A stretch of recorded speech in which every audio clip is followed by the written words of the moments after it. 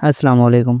हज वीज़े के अलावा मक्का में किसी और के लिए होटल बुकिंग ना की जाए। वज़ारत सियाहत ने टूर ऑपरेटर्स को हिदायत की है कि अंदरून या बैरून मुमलिकत से हज वीज़े के अलावा किसी और वीज़े पर आने वालों के लिए यकम मुताबिक 29 अप्रैल 2025 से मक्का मुकरमा में रिहाइश की बुकिंग ना की जाए। सऊदी खबर एजेंसी SPA के मुताबिक हज सीजन का बाकायदा आगाज 29 अप्रैल 2025 से हो रहा है। बैरून मुमलिकत से आज़मीन हज की पहली परवाज़ 29 अप्रैल को मुमलिकत पहुँचेगी, जिसके बाद यौमिया बुनियादों पर आज़मीन की आमद का सिलसिला शुरू हो जाएगा। वज़ारत सियाहत ने इस हवाले से तमाम टूर ऑपरेटर्स को सख्ती से हिदायत की है कि ऐसे गैर मुल्की जिनके पास मक्का परमिट है या हज वीज़े पर आने वाले आज़मीन के अलावा किसी के लिए भी मक्का मुकरमा के किसी होटल में ठहरने की बुकिंग ना की जाए। बासूरत दीगर खिलाफ वर्जी रिकॉर्ड होने पर इदारा इसका जिम्मेदार करार पाएगा। ख्याल रहे, वज़ारत दाखिला की जानिब से हज सीजन के हवाले से जारी ज़वाबित में कहा गया था कि मुमलिकत में मुकीम ऐसे गैर मुल्की जिनके इकामे